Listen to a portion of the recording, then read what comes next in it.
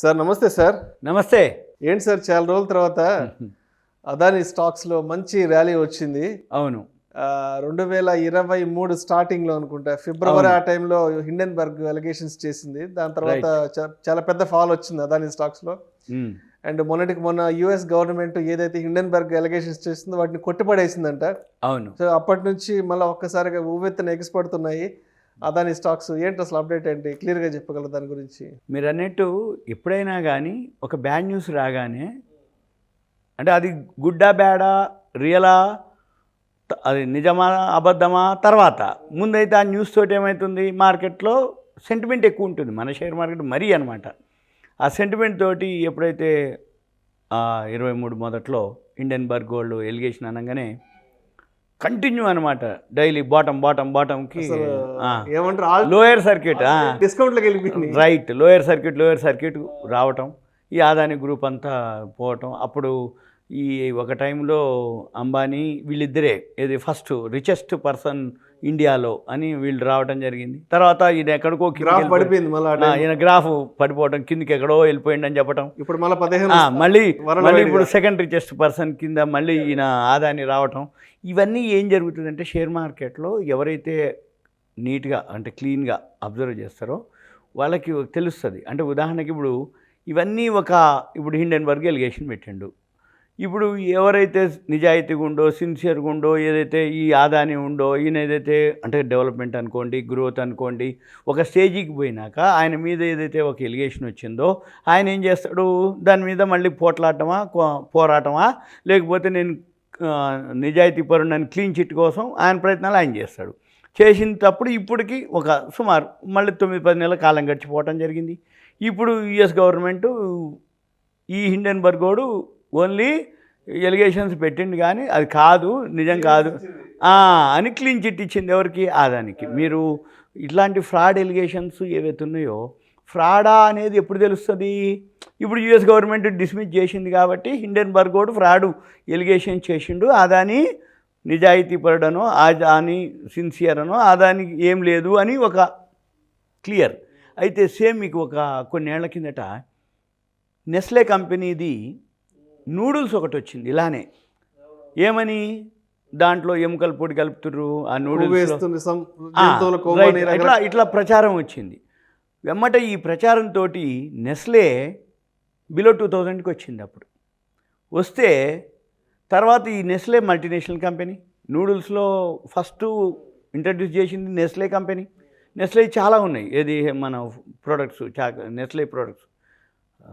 పావురం ఉంటుంది, చిన్న గూడు ఉంటుంది, చిన్న గూడు పావురం ఉంటుంది, అట్లా చిన్నప్పటి నుంచి బాగా తెలిసిన బ్రాండ్ అది. కరెక్ట్.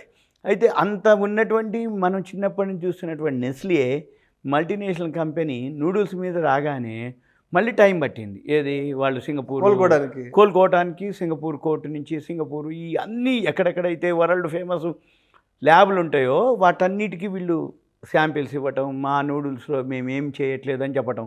తర్వాత అందరూ కూడా క్లీన్, నీ నూడిల్స్ ఓకే అని ఎప్పుడైతే ఇస్తే ఇప్పుడు 12 టైమ్స్ పెరిగింది, 23-24 వేలకు పోయింది, 2000కు ఇప్పుడు కొనే పరిస్థితి లేదు. అప్పుడు ఎలిగేషన్ అని కొనరు, బ్యాడ్ న్యూస్ ఉందని కొనరు. అంతెందుకు, సింపుల్, మీకు సత్యం కంప్యూటర్ ఇష్యూ జరిగింది 2009 జనవరి 6వ తారీఖు.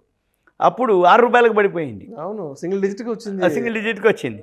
తర్వాత ఏమైంది, టెక్ మహీంద్రా వాడు తీసుకోవడం జరిగింది, మెర్జ్ అవ్వడం జరిగింది, మళ్ళీ వాళ్ళకి ఆ ప్రోరేటాలు ఇవ్వడం జరిగింది. మళ్ళీ ఇప్పుడు ఆ ప్రోరేటాలోనే ఆ సత్యం కంప్యూటర్కి చాలా వాల్యూ ఉంది ఈరోజు కూడా.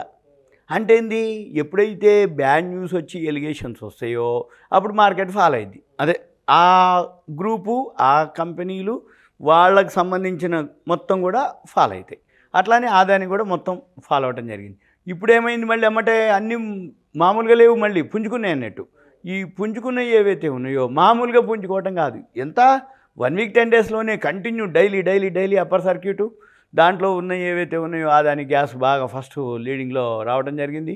అదానీ ఎనర్జీ అనుకోండి, Adani renewable, Adani power, Adani Wilmar, Adani enterprises, Adani ports, ఇట్లా వాళ్ళ గ్రూప్ మొత్తం ఏదైతే వాల్యూ ఉంది, గ్రోత్ ఉంది, ఏవైతే ఉన్నాయో అవి ఫాస్ట్గా మళ్ళీ పెరగటం జరిగింది. ఎప్పుడైనా కానీ స్మాల్ ఇన్వెస్టర్స్కి ఇవి కాని పని. ఎందుకు అంటే యుఎస్ వాళ్ళు కోర్టుకు అది ఫ్రాడ్ ఎలిగేషన్ అని అనౌన్స్ చేయటం, నీకు తెలిసేటప్పటికే ఆదాని షేర్లు పెరిగిపోయినాయి. ఇప్పుడు పడేటప్పుడు కూడా హిండెన్బర్గ్ వాడు ఎలిగేషన్ పెట్టిండు ఆదాని మీద, నీకు తెలిసే లోపలనే ఆదాని షేర్ ఏమైంది, బాటంకి వెళ్ళిపోద్ది. ఇక మన పని ఏంది, బేసిక్స్ కొంచెం అవగాహన ఉండాలి, బ్యాలెన్స్ షీట్ అవగాహన ఉండాలి, ప్రాఫిట్ అండ్ లాస్ బ్యాలెన్స్ షీట్లు చూస్తూ. ఇప్పుడు ఆదాని పడిపోయింది, బ్యాడ్ న్యూస్ వచ్చి. వాల్యూ ఉన్న స్టాక్స్ ఏంది ఆదానిలో, గ్రోత్ ఉండే స్టాక్స్ ఏంది, అక్కడ ఏదైనా ఎలిగేషన్ ఉంటే ఉంది, తర్వాత ఈయన కొట్లాడటమా, క్లీన్ చిట్ తెచ్చుకోవటమా, ఏదైనా ఉందా లేదా, అదంతా టైం తీసుకుంటుంది. కానీ ఈ లోపల దానికి వాల్యూ ఉందనుకోండి, చిన్నగా ఒక బాటంకి వచ్చినాక పెరగటం మొదలుపెడుతుంది. ఎప్పుడైనా కానీ రెండే రకాలు, రెండే పద్ధతులు. బాగా బాటంకి వచ్చింది బ్యాడ్ న్యూస్ తోటి, వాల్యూ కనుక ఉంది అంటే మనం ప్రాఫిట్ అండ్ లాస్ బ్యాలెన్స్ షీట్లు చూసి ఎంటర్ అవ్వాలి. బాగా పీక్ పోయింది, ఇప్పుడు మనం మాట్లాడుకున్నప్పుడు మార్కెట్ ఆల్ టైమ్ హైలో ఉంది, నెస్లే ఆల్ టైమ్ హైకి పోయింది, నిఫ్టీ 50లో చాలా మ్యాక్సిమం షేర్లు ఆల్ టైమ్ హైకి పోయినాయి, న్యూ హైకి పోయినాయి, ఇండెక్స్ ఆల్ టైమ్ హైకి పోయింది, సెన్సెక్స్ 70,000 అంటారు, ఇది 21,000 అంటున్నాం. ఇప్పుడు మళ్ళీ ఆదాని షేర్లు కూడా పైకి వెళ్ళిపోయినాయి. ఇప్పుడు కొనొచ్చా అని అంటారు చాలామంది. అయ్యా కొనవచ్చు, ఎప్పుడు కొనాలి, ఇప్పుడు కాదు, మళ్ళీ తగ్గినప్పుడు డిస్కౌంట్లో కొనాలి. అయితే జనరల్గా 100లో 90%కి నైజం ఏముంటుందంటే, అప్పుడో చూస్తారు, ఇంకా పెరగలేదు కదండి, తక్కువలో ఉంది కదండి, దీని మీద బ్యాడ్ న్యూస్ ఉంది కదండి అని కొనరు. ఇప్పుడు గుడ్ న్యూస్ వచ్చిందనమాట, ఇప్పుడు ఏం లేదు కదండి అంటారు. కానీ పెరిగిపోయింది కదా. మనం ఏం చెప్తామంటే, గుడ్ న్యూసా బ్యాడ్ న్యూసా, వాల్యూ ఉందా లేదా, గ్రోత్ ఉందా లేదా, అప్పుడు దాని యొక్క ఆ స్క్రిప్ట్ని మనము ఎనాలిసిస్ చేయగలిగితే అది మనం కొనుక్కోవాలి. అంతే తప్ప ఇప్పుడు బాగా పెరిగిపోయినాక, ఇప్పుడు చాలామంది టాటా టెక్నాలజీస్ IPO అప్లై చేసి రాలేదు, ఏమంటే ఇప్పుడు 1200 కొనొచ్చా, 1400 రోజే నాకు అలాట్మెంట్ రాలేదు, కొనొచ్చా అంటాడు. 500కి ఇచ్చిండు కంపెనీ వాడు, నువ్వు 1400 పెట్టుకుంటే అది ఎప్పుడు పెరగాలి, ఎంత పెరగాలి, పెరిగితే పెరుగుద్ది లాంగ్ టర్మ్లో. కానీ ఇవి కూడా అంతే. ఇప్పుడు ఆదాని షేర్లు వాల్యూ ఉన్నాయి అనుకోండి, గ్రోత్ ఉన్నాయి అనుకోండి, చూసుకోవాలి.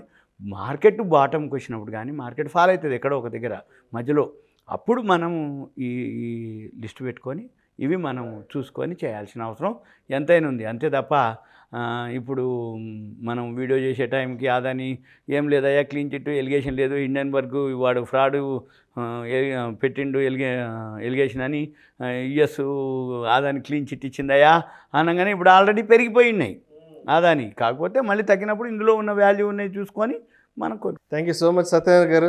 అదాని స్టాక్స్లో ఎందుకు ర్యాలీ వచ్చిందనే అంశం గురించి చాలా చక్కగా మీ విశ్లేషణను ప్రేక్షకులు తెలియజేస్తారు. Thank you so much sir. Suman TV ధన్యవాదాలు. Thank you.